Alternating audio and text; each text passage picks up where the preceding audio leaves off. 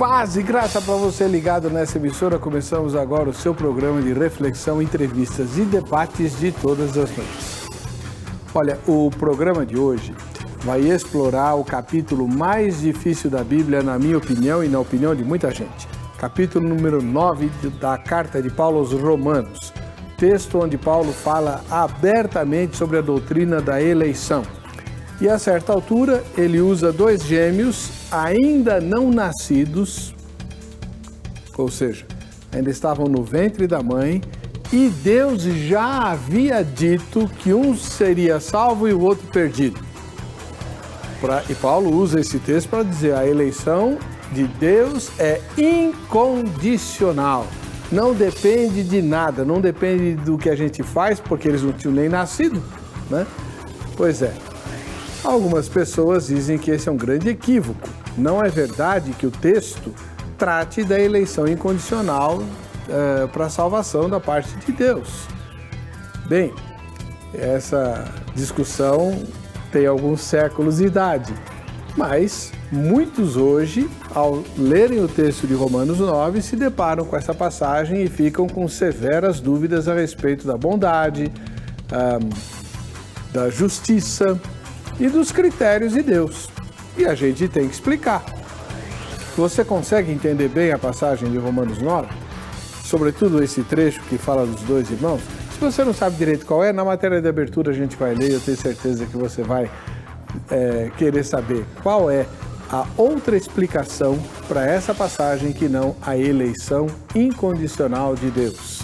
Se Deus elege incondicionalmente, do que ele reclama em relação aos que não aceitam o Evangelho? Aliás, o apóstolo Paulo faz essa pergunta no texto. A resposta é que não é lá muito legal, né? Vamos ver? Está no ar o Vejam Só.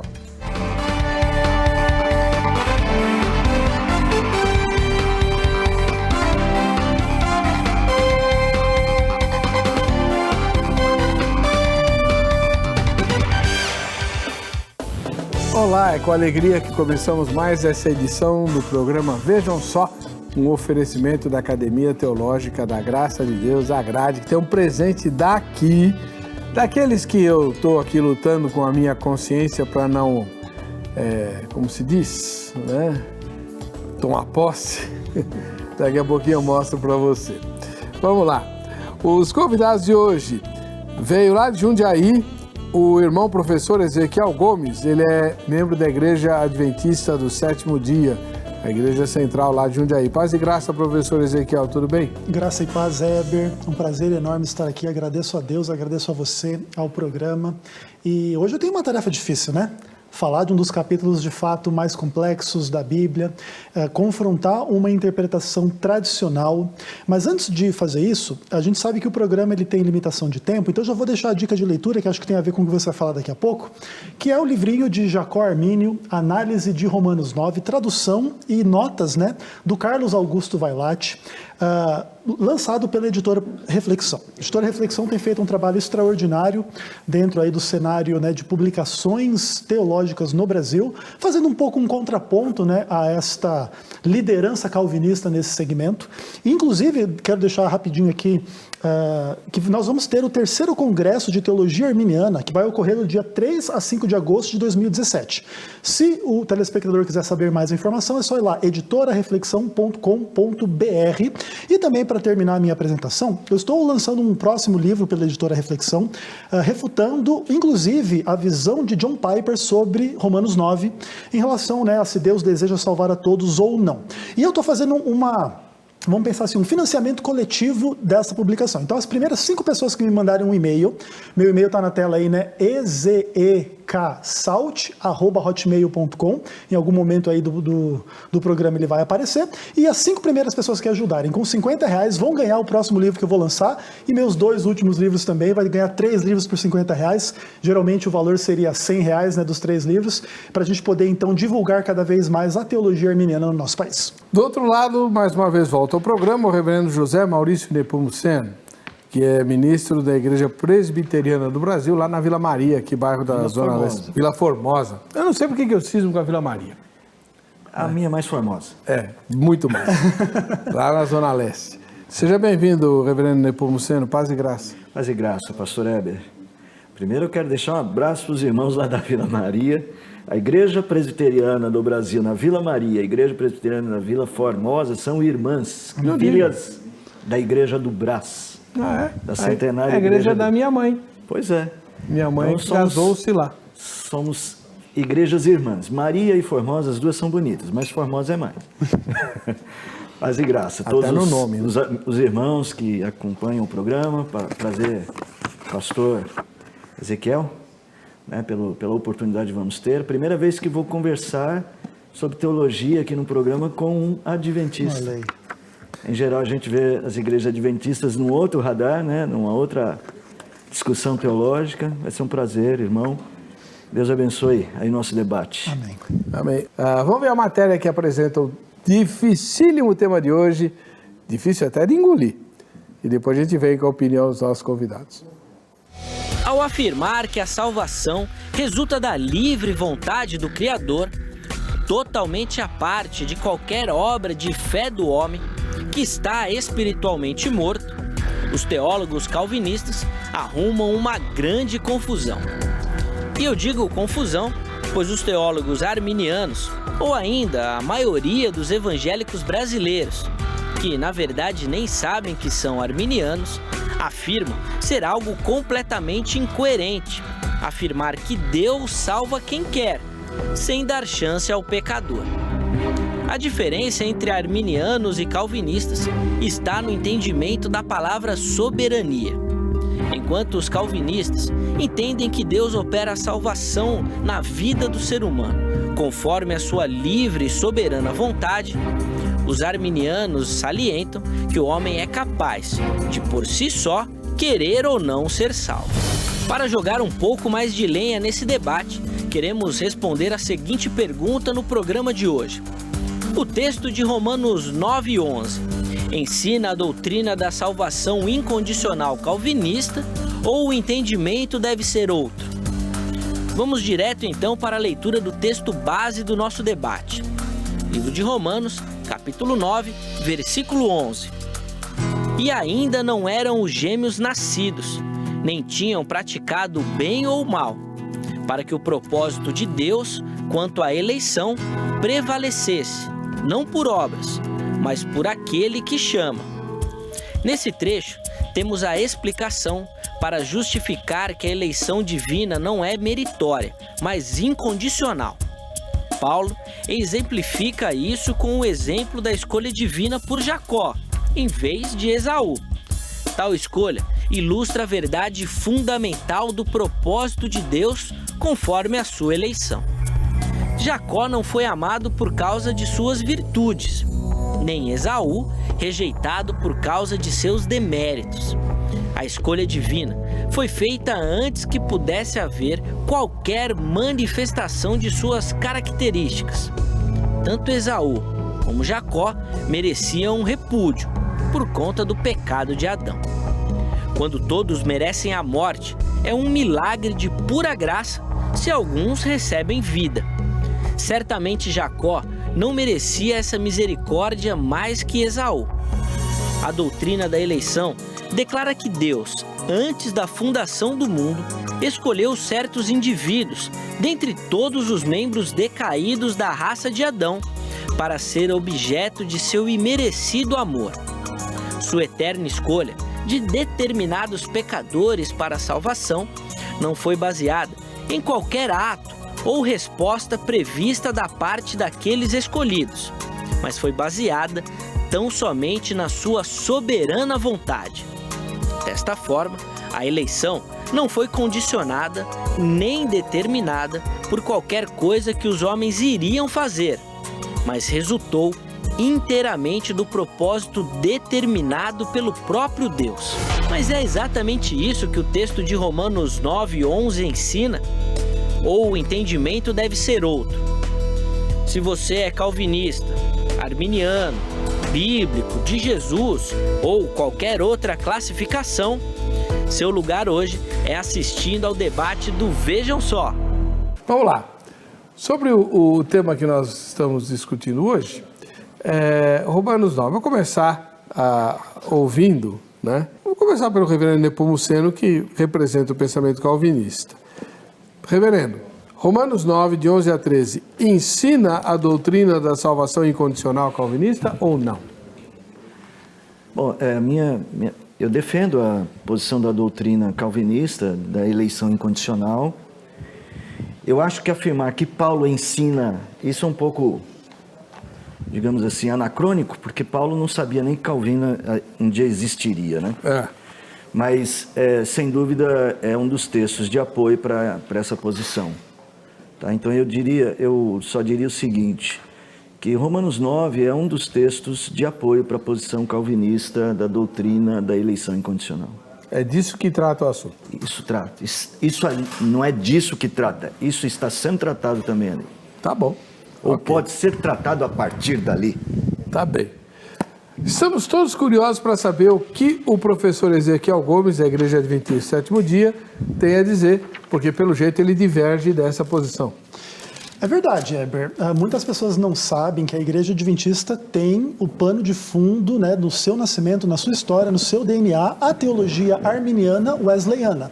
Muitas vezes nós somos reconhecidos pela crença no dom profético de Ellen White, e Ellen White, muitas pessoas não sabem, era metodista e trouxe muito, né, da discussão do pensamento de Wesley, de uma forma especial, para a teologia adventista, em torno de salvação, em torno de predestinação, em torno de perfeição cristã e etc. Muitas dessas discussões, então, têm esse DNA no adventismo. Mas para responder a pergunta do programa, se o texto de Romanos 9, 11 a 13, ensina a doutrina da salvação incondicional calvinista, a minha resposta é não. O texto de Romanos 9 simplesmente não ensina a doutrina da salvação incondicional. Esse texto não fala da perspectiva monergista da eleição incondicional e nem da famigerada dupla predestinação. E caso falasse, né, para a gente tratar assim na hipótese, ele entraria em frontal contradição com amplas porções da Escritura, tanto no Antigo Testamento quanto no Novo Testamento. Em resumo, o texto que será debatido aqui demonstra que Deus já conhecia de antemão os detalhes da vida de Esaú e Jacó, sabia que um ia nascer primeiro, outro ia nascer depois, quais seriam suas obras, sua fé, etc. e tal, antes que eles nascessem, ou seja, o texto declara a presciência de Deus, que nós arminianos cremos que é a base da eleição, é a presciência de Deus. Além disso, se a eleição incondicional deve ser lida nesse texto, a condenação incondicional também deve ser lida. E isso gera um grande problema, porque na Bíblia a condenação é em função do pecado e da culpa. Se agora esse texto ensinar a condenação incondicional, você tem um grave texto para o caráter de Deus e, acima de tudo também, a leitura calvinista desse trecho implica que Deus não ama todas as pessoas, o que também é algo extremamente complicado. Você dizer, Deus ama os Jacós, mas Deus não ama os Esaús. Por fim, o calvinismo é uma cosmovisão teológica desenvolvida, possui interpretação particular de inúmeras questões pertinentes à palavra de Deus, mas não pode falar em nome da revelação. Em algumas questões teológicas, o calvinismo é profundamente verdadeiro, correto, aprendo muito com o calvinista, não tenho nenhum preconceito, acredito e confio em muitas coisas calvinistas. Porém, no cerne da soteriologia, o calvinismo é simplesmente desastroso. A complexidade dos relatos bíblicos fazem com que existam esses textos prediletos, né, dos calvinistas, e Romanos 9 é um deles. Mas eu proponho neste programa que a interpretação calvinista de Romanos 9 está em confronto explícito contra o pensamento de Paulo nos outros capítulos de Romanos, está em confronto com a teologia de Paulo nas demais cartas do Novo Testamento, está em confronto com o pensamento bíblico do Antigo Testamento e das citações que Paulo usa para falar de Esaú, de Jacó, do faraó e etc. E por fim está em confronto com os ensinamentos de Jesus nos evangelhos. Então vocês já perceberam que o debate vai ser bom hoje, né? E isso tudo a gente vai examinar a partir do segundo bloco. Agora é você que vai responder a pergunta da nossa enquete, e o presente é o livro, né, do Jacó Armínio, traduzido pelo pastor Vailate, já mostro para você, tá? Vamos lá, no vejamsó.com.br você tem a pergunta. Você acredita que Deus elegeu alguns para a salvação e predestinou outros para a condenação antes mesmo da fundação do mundo? Primeira resposta, sim, é o que a Bíblia ensina. Segunda resposta, não, pois Deus nos dá a liberdade de escolher. Então quem escolhe somos nós, não foi Deus, né? Terceira resposta, não sei ou não concordo com as respostas anteriores. Votou na enquete e aí você estará habilitado ou habilitada para o sorteio do livro, né, do Jacó Armínio, traduzido pelo pastor Carlos Augusto Vailate. O irmão Armínio, ele é do século XVII, né? Então, obviamente, não está vivo. Eu estou dizendo isso aí porque é o seguinte, vou mostrar a foto do Vailate. Pô, mas vocês vão mostrar a foto do tradutor? É a única que tem. A do autor não tem, né? Aqui, ó, pra você lembrar do Vailate, ele vira e mexe, está aqui conosco. Aliás, faz um tempinho que não aparece, né? Agora ele está muito importante, então tá difícil trazer o irmão Vailate, da igreja Jaboque. Esse vai ser o presente da grade. Você anote o telefone para você ligar amanhã no horário comercial para a Academia Teológica da Graça de Deus e se informar sobre o endereço mais próximo da sua casa no Brasil inteiro. São mais de 600, com cursos que vão salvar o teu segundo semestre, salvar o ano. 0 operadora 11 31 15 08 19 31 15 08 19 em São Paulo. Liga amanhã no horário comercial e se informa, tá bom? Tem todo tipo de curso na grade, todos voltados para a obra de Deus. Alguns até bem assim, tipo aprender a tocar violino, olha que legal. Aprender a cantar, tem aula de canto, né? Agora é uma novidade. Tem aulas para formação de brigadas de primeiros socorros para as igrejas muito grandes, né? Tem curso de gestão eclesiástica, tem uma coisa novidades muito boas chegando lá na grade. Liga lá amanhã e você se informa. 0 operadora 11 31 15 08 19. Estou indo para o intervalo, voltamos já com Vejam Só.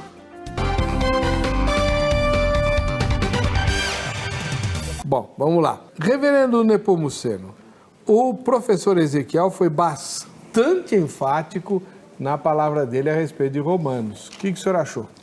Bom, tem que discordar. Ezequiel, tem que discordar. Eu sei que para a gente poder construir um bom argumento, é lógico que a gente vai levantar tudo que você propôs, né? É uma questão de visão teológica, Heber. Eu não acredito que uma maneira adequada de você propor o debate seja você propor o debate só nesses termos tão genéricos. Não eram gêmeos nascidos, não tinham praticado bem e o mal, para que o propósito de Deus quanto à eleição prevalecesse, não por obras, mas por aquele que chama. Pelo que o professor falou, nós vamos trabalhar aqui com a visão para ele, de que aqui a eleição, essa questão da eleição, ela é puramente pela presciência de Deus. Então, eu acho que nosso ponto de discordância começa ali. Então, particularmente, eu tenho que discordar. Eu não acredito que Deus tenha escolhido pessoas a partir deste conceito de presciência. Aparentemente, Deus seria, então, quase que um refém dessas ações. Deus agiria só depois do homem em relação à salvação.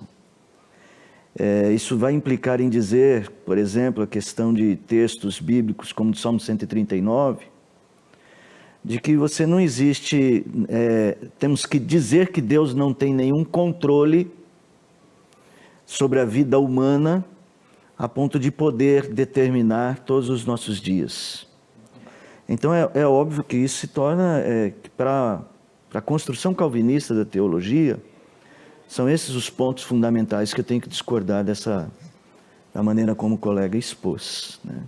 Então vamos fazer o seguinte, o irmão disse que discorda, acredita que esse texto está em, frontal, contraste com o que Paulo diz em outros textos. Então vamos levantar os textos como o irmão compreende, para a gente tentar ir respondendo a cada um. Mas isso vai ser feito daqui a pouco. Ok. Tá? Antes a gente vai pôr no ar as opiniões que a nossa equipe de reportagem colheu lá na Crentolândia e depois a gente ouve, né, o professor Ezequiel. Vejam só.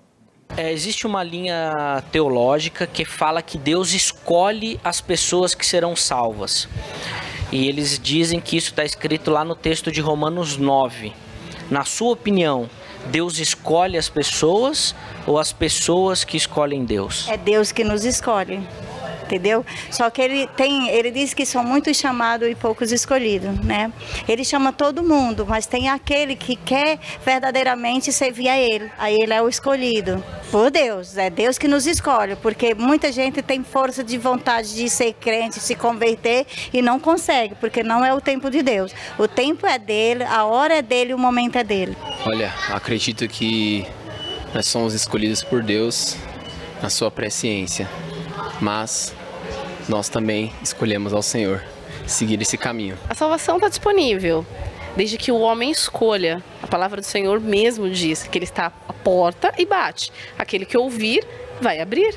Então, para mim, a salvação ela é condicionada à escolha do homem.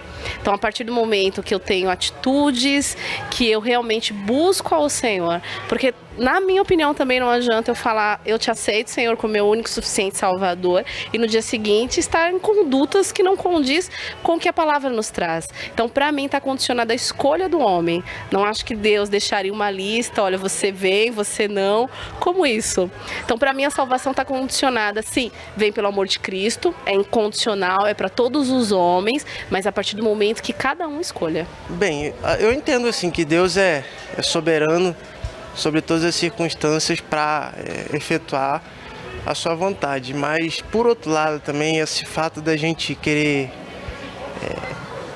olhar o texto bíblico de forma a criar interpretações se Deus salvou antes ou depois, eu acho isso assim muito... Eu não acho relevante, minha opinião.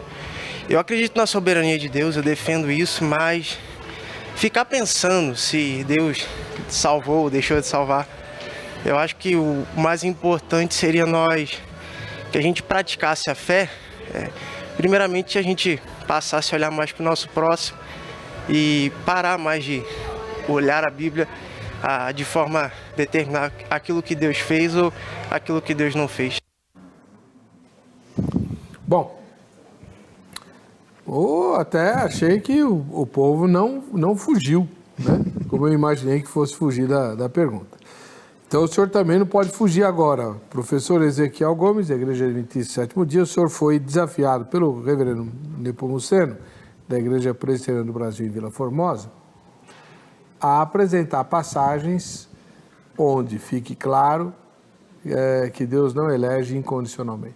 Certo. Eu, de fato, sou bastante contundente em dizer que Romanos 9 não ensina a doutrina calvinista, mas isso não é de nenhuma forma uma afronta ou um desrespeito, até porque respeito o entendimento calvinista, é um entendimento tradicional, bem consolidado, aceito por muitos teólogos de grande calibre, não estamos aqui nos colocando acima de nada disso. Como o pastor Nepomuceno colocou, são questões de fato de pressuposições diferentes, abordagens diferentes do texto, né? Eu vou apresentar, sim, essas questões nas quais eu creio que se a eleição incondicional e a salvação incondicional e a reprovação incondicional fossem lidas em Romanos 9, versos 11 a 13, isso estaria em total afronta e confronto com o que Paulo ensina no restante da carta.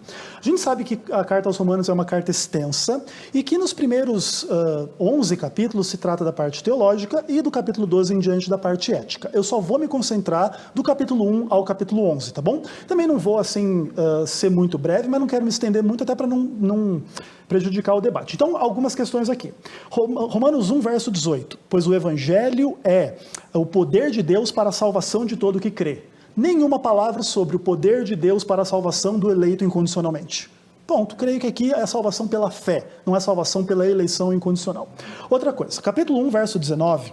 Capítulo 1, verso 21, capítulo 2, verso 1, apresentam a ideia de que a inabilidade espiritual do homem em responder a Deus não é inata, não é absoluta, e ela vai se aprofundando de acordo com o que o homem vai fazendo. Então, por exemplo, conhecem Deus o que se pode conhecer, porque Deus o manifestou. Verso 21, porque tendo conhecimento de Deus, não glorificaram como Deus. E no capítulo 12 diz, portanto, és indesculpável. Então entenda, não existe aqui nenhuma palavra sobre a depravação total, que inabilita o homem em absoluto, até a regeneração monergística acontecer. Pelo contrário, o homem conhece o que é possível conhecer de Deus e ao se afastar vai se tornando cada vez mais duro. E não nasce nessa condição totalmente depravada na qual ele é incapaz de responder e crer para que possa ser regenerado monergisticamente, para Deus ter a glória na salvação.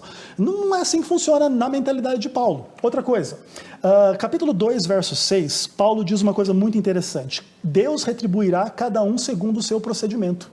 Poxa, se a eleição é incondicional e Deus não está nem aí se o bem ou o mal que você faz, e na eternidade ele já escolheu, essa questão aqui de que Deus vai retribuir conforme o procedimento, ela não tá correta. Outra coisa, capítulo 3, verso 2.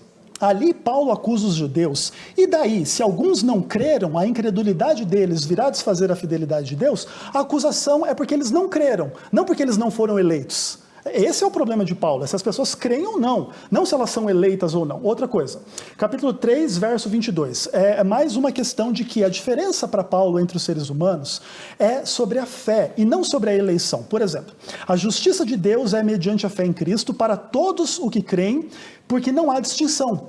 Então, o que divide a humanidade não é se eles foram eleitos ou não, mas se eles acreditam ou não.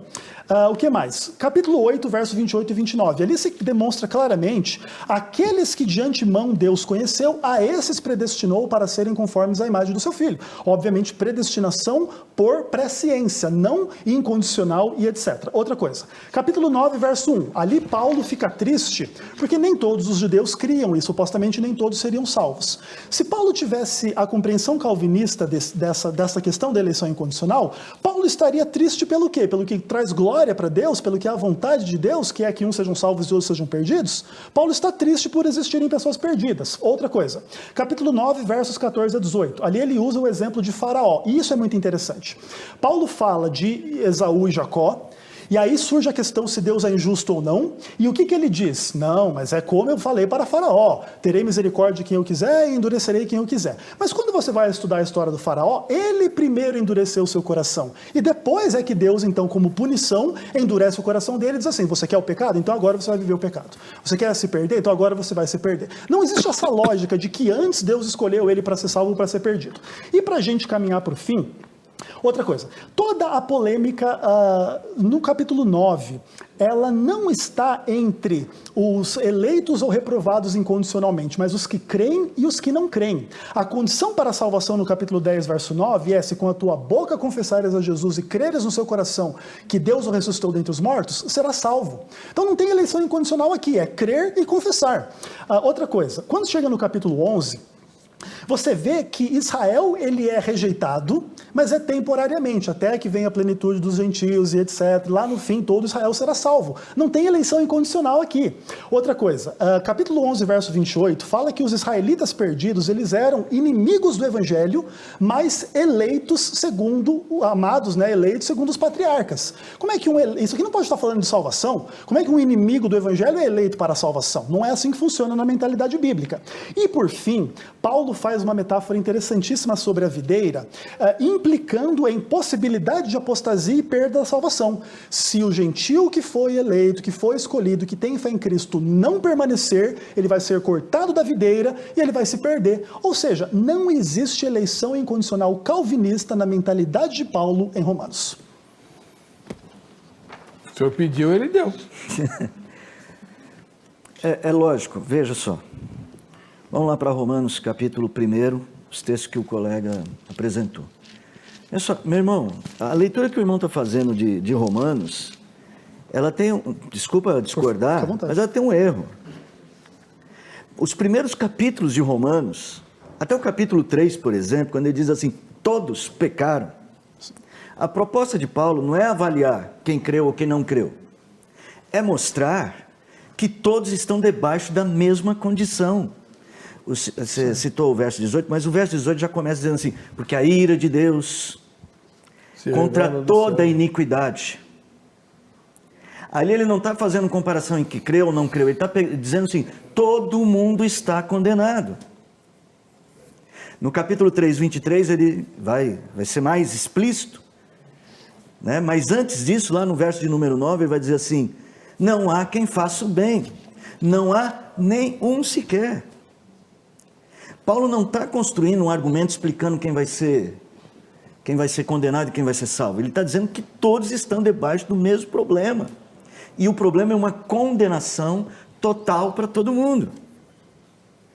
Junto com isso, fica a pergunta, então, e aí? está todo mundo condenado, vai acontecer o quê? Aí Paulo vai propor a justificação pela fé. E na justificação pela fé, ele vai dizer que Deus nos amou quando nós éramos seus inimigos. Então ele vai construir um argumento dizendo assim, está vendo? Não há acepção de pessoas, ele diz isso no capítulo de número 3, diz isso no 2, não há acepção de pessoas, não importa se você é judeu ou se você é grego, todos pecaram, todos estão condenados, todos carecem da glória de Deus, o salário do pecado é a morte. Qual é então a solução que Deus vai dar para isso? O dom gratuito de Deus, a salvação em Cristo Jesus, por meio de um ato voluntário e soberano de Deus, de trazer alguns desta condenação para a vida. Aí quando nós chegamos no capítulo 9 de Romanos, ele já está na altura do argumento, em que ele está exatamente propondo isso, não depende de quem quer nem de quem corre. Do mesmo barro Deus fez um para a justiça da ira, e fez outros para serem vasos de misericórdia do mesmo barro. Então assim, irmão, a nossa leitura desse texto é que Paulo realmente não está dizendo que depende, que ele não está discutindo se você é eleito ou não eleito. Ele está mostrando como é que Deus vai operar aquilo que no capítulo 8, ele vai dizer, os que de antemão conheceu, como é que ele vai operar essa glorificação? A partir de um processo de salvação, mediante esse ato generoso, soberano do Senhor, que não depende de quem quer nem de quem corre. A leitura mais direta de Romanos não tem nenhuma dificuldade com a restante do capítulo 1, por exemplo, como o irmão sugeriu. De fato, no capítulo 1, ele não põe isso na balança, porque na balança do capítulo 1, aí todos estão condenados. Até o capítulo 3, onde isso é toda a ênfase de Paulo.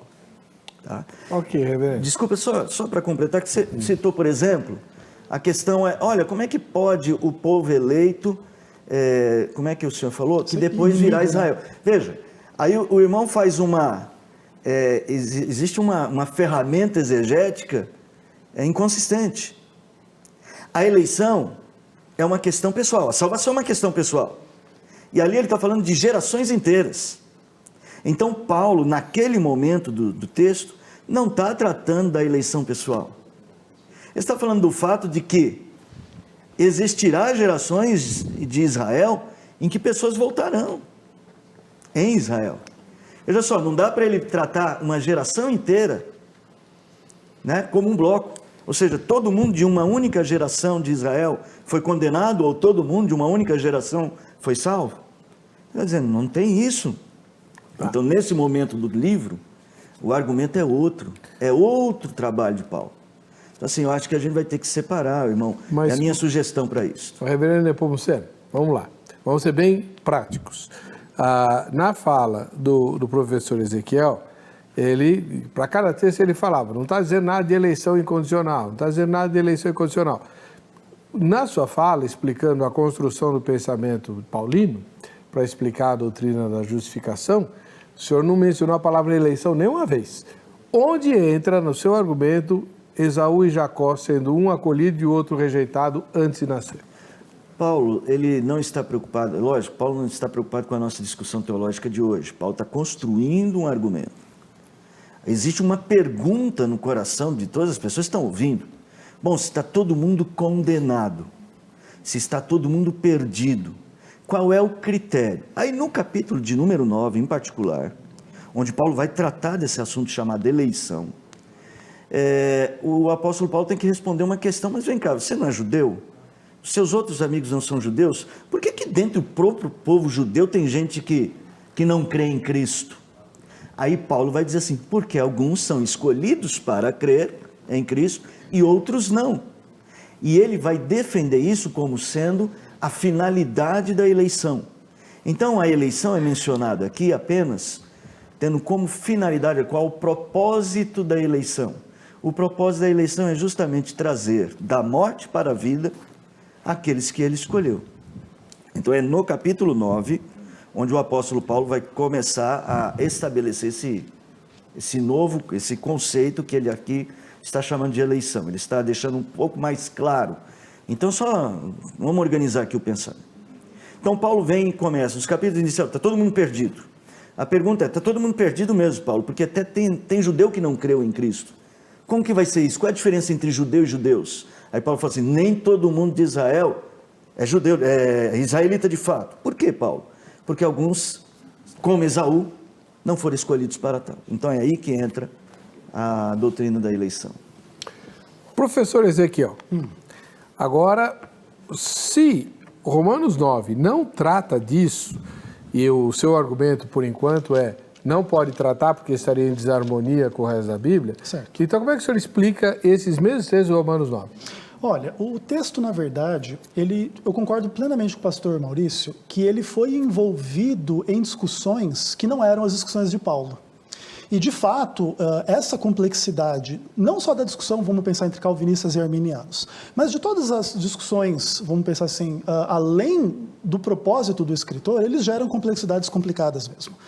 De qualquer forma, eu não tenho nenhuma dificuldade com a argumentação de Paulo em Romanos 9, muito pelo contrário.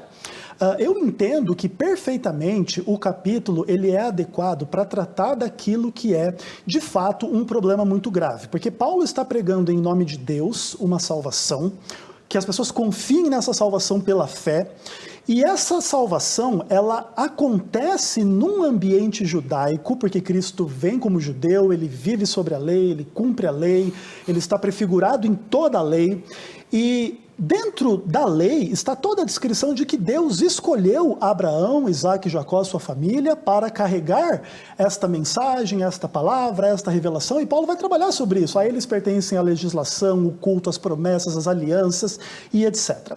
O que acontece é que o argumento de Paulo de salvação pela fé em Cristo, como assim, o meu entendimento entra em confronto com o entendimento calvinista, o entendimento de Paulo entrava em confronto com o entendimento nacional judaico. E isso gera um problema para ele. Até porque Paulo está escrevendo para pessoas que conhecem o Antigo Testamento, ele cita abundantemente o Antigo Testamento na carta aos Romanos. E toda a argumentação da carta aos Romanos qual que é o propósito? É você lançar sobre o judeu aquilo que o judeu lançava sobre o gentil. Então, por exemplo, o judeu dizia o seguinte, Deus escolheu Israel e não escolheu os gentios. Agora, Paulo está dizendo, Deus escolheu os cristãos e não escolheu os judeus que não acreditariam em Cristo. E isso, obviamente, mexe muito com a nação judaica, isso mexe com o espírito judaico, porque agora, vamos pensar assim, a certeza da salvação baseada na circuncisão, baseada no nascimento na família de Abraão, ele agora não vale nada, agora eu tenho que crer, eu tenho que me submeter, eu tenho que concordar, eu tenho que aceitar esse Cristo. E isso gera implicações muito complicadas diante do fato de que Jesus foi um camarada proscrito pelos judeus, condenado pelos judeus, pelos maiores, etc, e etc. E Paulo simplesmente está usando a palavra de Deus, a própria Bíblia, para dizer para eles que as coisas não são tão simples como eles imaginavam. Eles imaginavam que por nascerem na família de Abraão, eles estavam salvos. Mas nasceu Isaac, nasceu Ismael, e tem um aí que não está dentro. Aí depois eles pensam, mas o Ismael, ele era de outra mulher, ele não era assim bem de Israel e tal. E Paulo vem e quebra no meio e diz, agora, peraí, tem dois gêmeos na história, nascendo da mesma mulher, e que Deus escolheu um e não escolheu outro. Agora, me chama muito a atenção que o pastor Maurício... O senhor está defendendo o calvinismo? Não, pelo contrário. É o que está aparecendo. Só que aí é que está. O que acontece? O calvinismo, de fato, ele se apropriou de forma muito forte destas imagens e destas dinâmicas, mas eu entendo que a lógica por detrás do calvinismo não é correta. O meu problema com o calvinismo não é retórico. Eu concordo que Deus é soberano, eu concordo que Deus escolhe, eu concordo que Deus ele tem total liberdade para agir.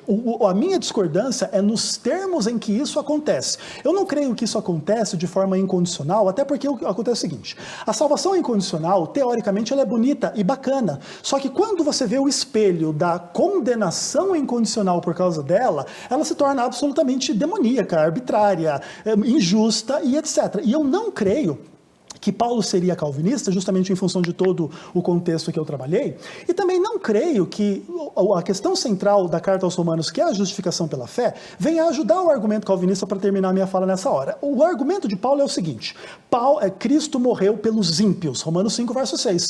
Quem são os ímpios? Os que todos pecaram. Então, nesse ponto, nem tem, vamos pensar, expiação limitada em Paulo. A expiação é ilimitada, morreu pelos ímpios, morreu por todos. Então, a diferença da salvação de um com o outro não pode estar no fato de que Jesus não morreu por ele, de que ele não foi eleito, de que a graça não agiu na vida dele para a salvação, até porque se fosse, você teria de fato um problema muito complicado no evangelho da salvação pela fé. Uau! A gente vai tomar uma aguinha, voltamos já para o terceiro e definitivo bloco para pôr os pingos nos is em relação a essa passagem. Já, não sai daí.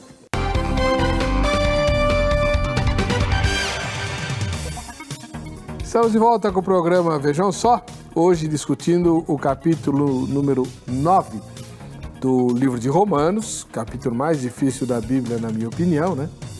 E o professor Ezequiel Gomes, da Igreja Adventista do Sétimo Dia, fez uma candente explanação de que esse texto não pode estar dando base bíblica para a doutrina da eleição incondicional tão cara aos... Mas nós temos o reverendo José Maurício Nepomuceno, da Igreja Presbiteriana do Brasil, que obviamente está defendendo o pensamento calvinista.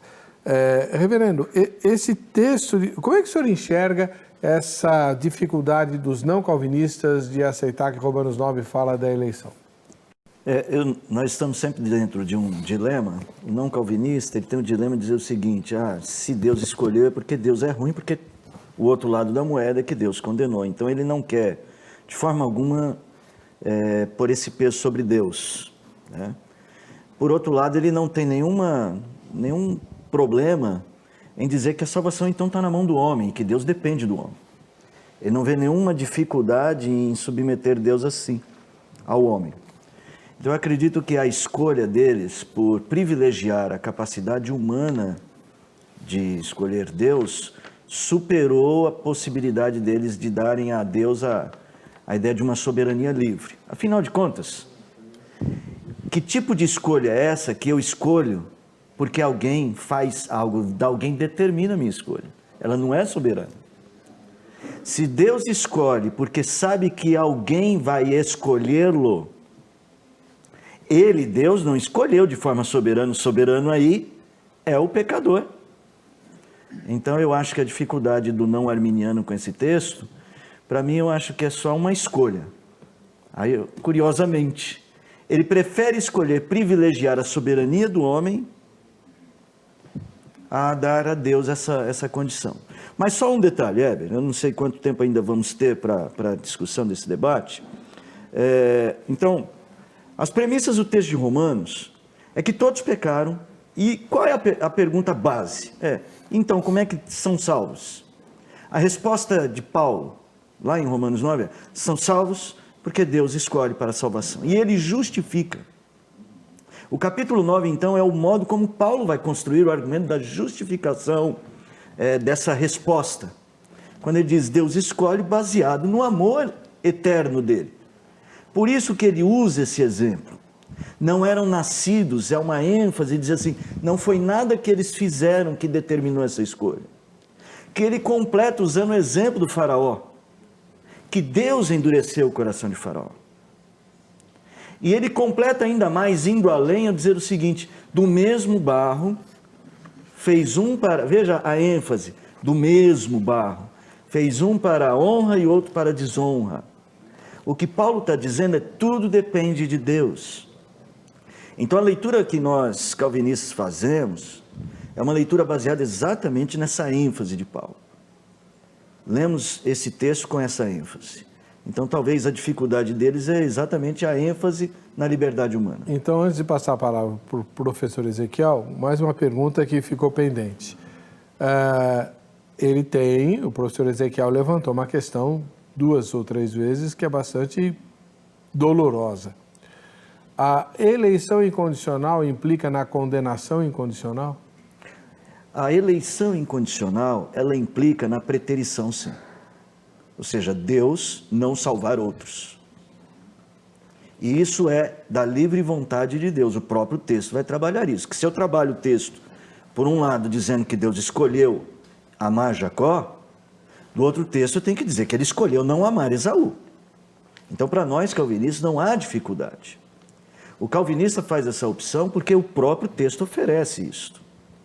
Então, na leitura calvinista desse texto, não há problema algum.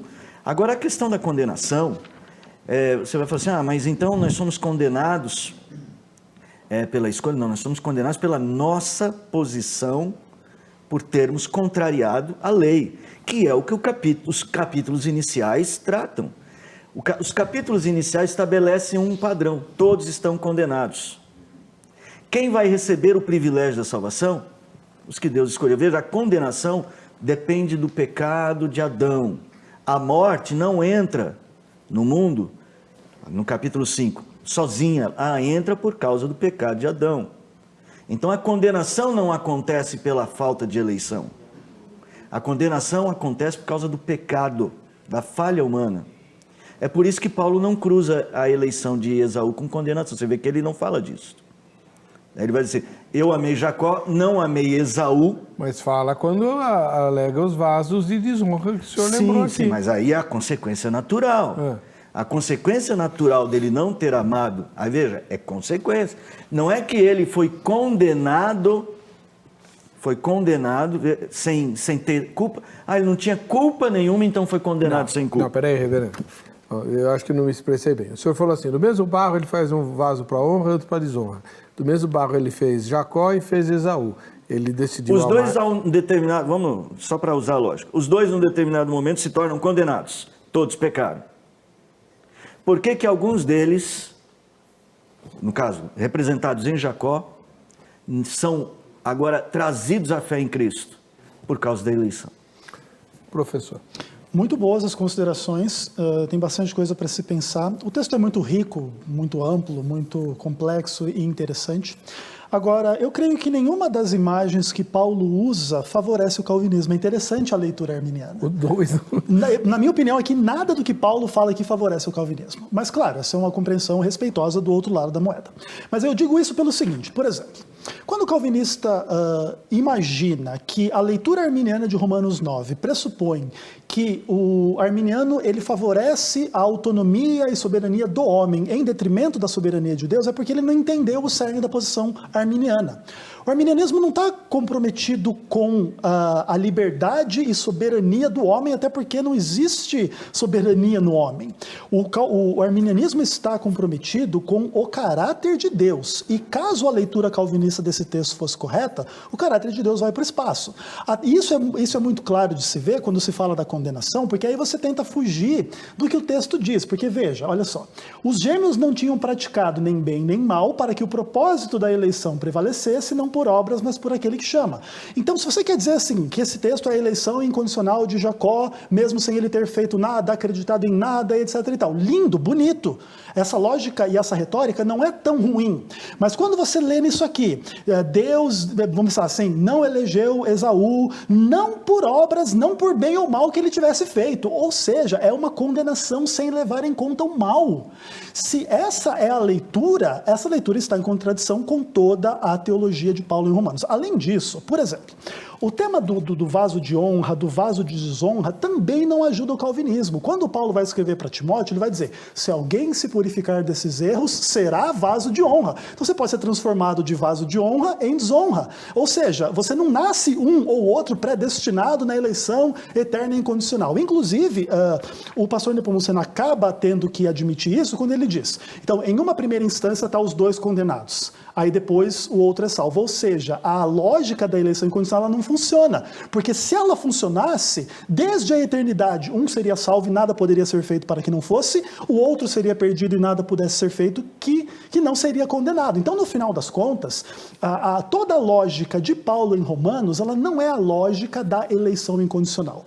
Obviamente, o texto não é simples, obviamente a gente precisaria de 500 debates para esmiuçar o texto, para avaliar. Essa é uma dificuldade que o pastor Nepomuceno tem, eu tenho também, acho que todos nós que discutimos esse tema temos essa dificuldade, mas em grande medida a visão teológica calvinista de Romanos 9 é muito mais retórica do que substância. Quem é Esaú e quem é Jacó no texto, então? Olha, vamos pensar. O texto de Paulo, ele remonta especialmente a Gênesis 25 e Malaquias capítulo 1. Quando você vai para os dois textos, você entende o seguinte. O próprio livro de Gênesis, ele está construído sobre uma ideia que também não é da eleição incondicional e que tudo acontece de acordo com a vontade de Deus soberana, até porque senão você tem o problema da queda. Gênesis é o livro da queda. Então, Deus falou para o ser humano, olha, você vai e não peque, porque se você pecar vai ter todo o problema da morte que implica todo o pecado. Deus, por acaso, predestinou, era a vontade dele, a glória dele, que as pessoas caíssem em pecado, fossem para o inferno e etc. Você entende? A lógica calvinista não funciona no livro de Gênesis. E quando você vai para o livro de Malaquias, também acontece uma coisa interessante. Você tem ali Esaú e Jacó, pessoalmente já mortos há muito tempo, e as famílias e as nações descendentes dessas pessoas sendo tratadas sobre o nome deles, Esaú e Jacó. E também você entende que depois, lá no capítulo 3 do livro de Malaquias, o que o Malaquias fala? E lá naquele dia existe um memorial escrito para vocês verem a diferença que há entre quem serve a Deus e quem não serve. Existe diferença. E só uma coisa para terminar. Quando a gente fala que a eleição é pela presciência, a gente não está dizendo que Deus previu mérito no homem para a salvação. Nós estamos dizendo que Deus previu que pela graça o homem creria sem mérito da sua parte, porque a graça é que capacita o homem a existir, a viver, a pensar, a crer. Então, quando o homem crê, ele é capacitado pela graça, embebido pela graça, e não tem mérito, porque a graça precisa agir antes para que ele creia depois. Agora, o fato é, se a graça age na vida de todos, e nós arminianos cremos que a graça é para todos, e a pessoa rejeita, e a pessoa não quer, e a pessoa prefere o pecado, e a pessoa prefere o mal, então, numa rebelião definitiva, ela se torna um vaso de ira. Mas isso não é uma eleição que acontece na eternidade, sendo que você não pode ir partindo para um lado nem para o outro, que eu creio que, inclusive, é o argumento ápice de Romanos, que é Romanos capítulo 11, quando ele fala da videira. Existe uma oliveira e existem os seus ramos. Os judeus, eles estão dessa oliveira, só que eles não estão crendo, eles estão sendo cortados. E você que é gentil está sendo enxertado. Agora você deve temer, porque se você não permanecer, você vai ter cortado também. E se eles que agora estão descrendo do evangelho vierem a crer, serão enxertados. Ou seja, a lógica de Paulo não é nada calvinista de maneira nenhuma. Colega, professor Ezequiel, quando o irmão usa o texto de Romanos, o irmão tenta ler em Romanos o pressuposto arminiano, o irmão desconsidera algumas coisas importantes. Por exemplo, ele diz aqui, de antemão preparou. Ele deixou muito claro isso. Ele não está dizendo assim, olha, vamos ver o que é que dá. Mas eu acho que o nosso ponto é, a condenação, como que ela é suspensa? A condenação de todos os homens. Todos pecaram, todos estão debaixo da condenação. Como é que ela é suspensa? Pela morte vicária de Jesus Cristo. Se Jesus Cristo morreu realmente por todos, o preço foi pago. Então talvez a nossa discussão aqui é porque se o preço foi pago, ainda assim alguns vão para a condenação. Excelente. Então a nossa discussão aqui é, qual é o valor do sacrifício de Jesus Cristo? Sim. Na nossa visão, quando Jesus Cristo paga o preço, ele tem o poder de redimir. Então não é mesmo a discussão do capítulo 9. A discussão do capítulo 9 é por que alguns judeus não creram em Cristo. Então Paulo vai apresentar essa resposta. Não creram em Cristo. No capítulo 9 só se resume a isso. Não creram em Cristo porque não são eleitos para crer. Para nós não temos dificuldade com isso. O irmão disse assim, o caráter de Deus é duvidoso. Duvidoso o caráter de Deus é se o homem peca contra a santidade e ele oferece o preço, paga o preço em Cristo e ele cobra 2 vezes. Qual é a segunda vez?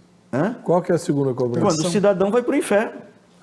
Porque se Jesus Cristo paga o preço e o cidadão também tem que pagar de novo porque ele vai para o inferno. Mas o cidadão não quis pegar o presente. Então, aí é que está. Aí a ideia de que a salvação está... O sacrifício de Jesus Cristo só é eficaz na medida em que eu o torno eficaz.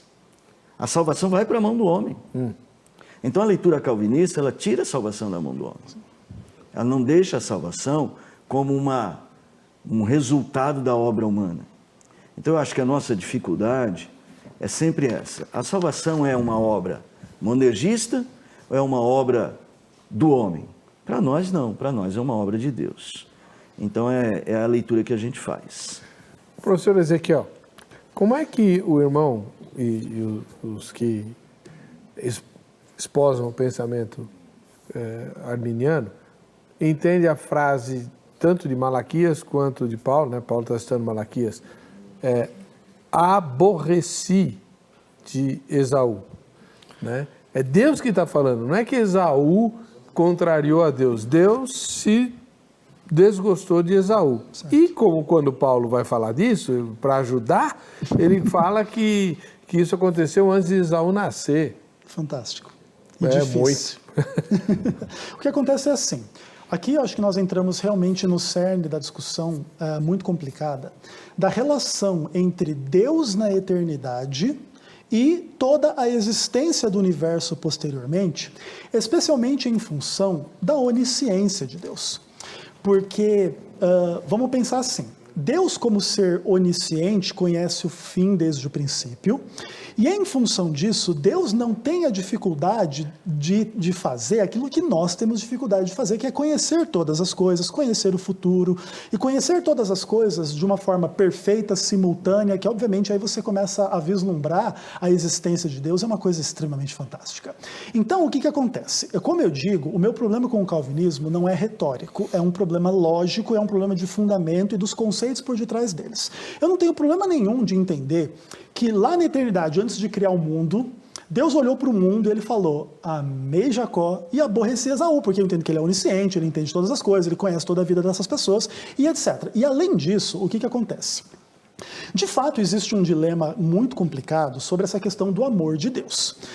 Se Deus ama a metade da humanidade, ou não ama a outra metade, ou ama todo mundo, e no final das contas, as perguntas que o pastor Nepomuceno coloca são extremamente importantes, extremamente difíceis. Eu, assim, tenho total respeito por essas perguntas, e vou dizer algumas coisas aqui para a gente não fugir delas. A ideia que Deus de antemão preparou justamente traz à lume a natureza de Deus. Deus de antemão ele já sabe todas as coisas. Então esse tipo de presciência em função da onisciência de Deus, ela não é misteriosa. É simplesmente a natureza de Deus que sabe de antemão. Então de antemão vai ter um salvo e um perdido, porque Deus sabe todas as coisas, as escolhas, etc, etc, etc. Depois, quando você chega na questão da morte de Cristo e da razão pela qual os judeus não creram nele, para a gente depois chegar em Esaú, se a razão é porque Deus não deu fé para eles, porque Jesus não morreu por eles, eles tinham mais é que não crer mesmo, entende? Qual seria, aliás, a alternativa? Nenhuma. Não tem nenhuma alternativa de crer, e aí você gera um problema de que você vai para Paulo, e Paulo diz para você pregar o evangelho para todo mundo, e não só Paulo, o próprio Cristo pregar o evangelho a toda criatura, mas nem toda criatura foi eleita. Então, mais cedo ou mais tarde, você vai pregar para alguém, Deus te ama, e na verdade Deus não te ama. Deus quer te salvar, mas na verdade Ele não quer te salvar. Isso torna toda a missão da igreja e toda a própria soteriologia muito vazia a partir da perspectiva calvinista. E no final das contas, o problema arminiano não é um problema de atribuir à morte de Cristo ineficiência ou colocar a salvação na mão do homem. A questão ela é muito mais complexa, que é justamente a questão do sinergismo, que muitas vezes é uma lógica que os calvinistas não entendem. O sinergismo não é Deus me dá um presente e eu pego porque eu posso, eu consigo e eu tomo a decisão final. Obviamente a relação entre Deus e o homem, ela é uma relação muito mais íntima, muito mais profunda, muito mais misteriosa, na qual pela graça Deus me oferece, pela graça me capacita a responder, pela graça eu respondo, pela graça eu persevero, e na relação de fé e amor com Deus, eu tenho certeza da salvação, porque eu tenho certeza que Cristo morreu por mim, eu tenho certeza que Deus me ama, eu tenho certeza que Deus tem um plano para a minha vida e sabe tudo de antemão e etc. E aqueles que não estão comigo na minha caminhada de fé e de amor, não estão não porque Deus falhou com eles, não porque Deus não os amou, não os escolheu, etc. Mas porque ainda que Jesus morreu por eles, Deus deu aquela liberdade que deu no Éden. Obviamente, a liberdade humana hoje após o pecado não é idêntica à liberdade que deu no Éden, mas ela é como, vamos pensar assim, um espelho ou uma questão paralela. Deus deu liberdade lá e Deus deu liberdade aqui, e cada um fará bom uso da sua liberdade se crer em Cristo, mas tem a alternativa de não crer, rejeitar, pisar este sacrifício, e é somente nestas circunstâncias que existem salvação, não simplesmente pela vontade de Deus, até porque no fim chega esse problema. O problema é então porque tudo é da vontade de Deus, então pessoas irem para o inferno é da vontade de Deus, e aí os textos que dizem que Deus quer que salva todo mundo, aí você tem que interpretar de uma forma descontextualizada ou atribuindo mal a interpretação do contexto, porque no final das contas, o que a Bíblia diz? Que Deus quer que todos os homens sejam salvos e não dá para fugir. Ou, por exemplo, quando Jesus diz assim, que pregou em parábolas para que não creiam. Ou quando Isaías é enviado e Deus diz, eu vou endurecer o coração deles para que não creiam. Veja só, meu irmão, nós estamos, quando diz assim, mas não, Deus não está refém da vontade do homem. Se no final das contas, Deus pode, se Deus tem poder, pode oferecer uma salvação, Jesus Cristo paga o preço, mas ele está na expectativa. Só a presciência é deixar ainda Deus a refém. Deus é um espectador, ainda que eterno, um espectador, não um ator.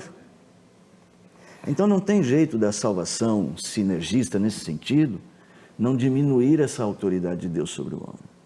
Então a minha palavra sobre essa posição arminiana é que ela diz sim, ela torna Deus refém da vontade humana.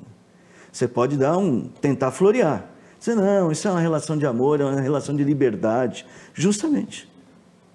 O que Paulo está dizendo é que nós vamos pregar o Evangelho.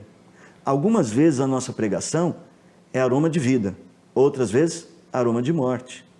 Ela precisa ser pregada todo homem, todo ser humano, porque a gente não sabe quem é ou quem não é o eleito, justamente para cumprir esse duplo papel. Tanto o papel de salvação, quanto o papel de condenação. E o homem é condenado exatamente por essa postura pessoal. Ele diz não para Deus. Agora, ele não diz não para Deus, eu estou obrigado a dizer não para Deus. Ele diz não porque ele quer dizer não. Quando ele peca porque quer pecar. No coração dele, a escolha moral dele é pecar contra Deus. Por isso todos estão condenados. E como Deus ama os seus eleitos, ele oferece a esses eleitos, mesmo eles sendo pecadores, tão duros quanto os outros, tão ruins quanto os outros. O caso de Jacó e Esaú é bem emblemático, que do ponto de vista humano, Jacó é pior que Esaú. Se fosse pela presciência, Deus sabe que Jacó enganou o pai. Se fosse baseado nisto, Deus foi injusto escolher Jacó e não amar Esaú. Porque Esaú, inclusive, depois chorou, pediu e não teve. Então, assim, é claro que não foi baseado na presciência. É que foi baseado numa eleição soberana. Então é nesse sentido que, para mim, o texto de Romanos 9, ele pode ser usado como argumento, sim, fundamental, para falar exatamente deste Deus que do mesmo barro escolhe um para a salvação e permite outro e deixa o outro ser condenado por causa de suas escolhas de pecado, sem oferecer a ele arrependimento. A gente esticou o máximo que podia, não tem mais tempo. Né? E com certeza você vai querer tirar suas dúvidas tanto com o professor Ezequiel Gomes, da Igreja Adventista do Sétimo Dia, que hoje representou o pensamento arminiano, e com o reverendo José Nepomuceno, da Igreja Presbiteriana do Brasil, que hoje defendeu, como das outras vezes também, é claro, a linha de interpretação calvinista. O contato dos dois está no site vejamsó.com.br. Se você quiser rever esse programa ou outros do Vejam Só, você tem agora acesso ao YouTube pelo canal RIT TV.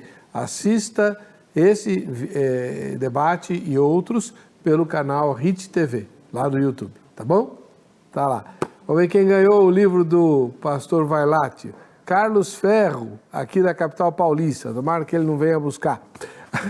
A gente se encontra no próximo Vejam Só.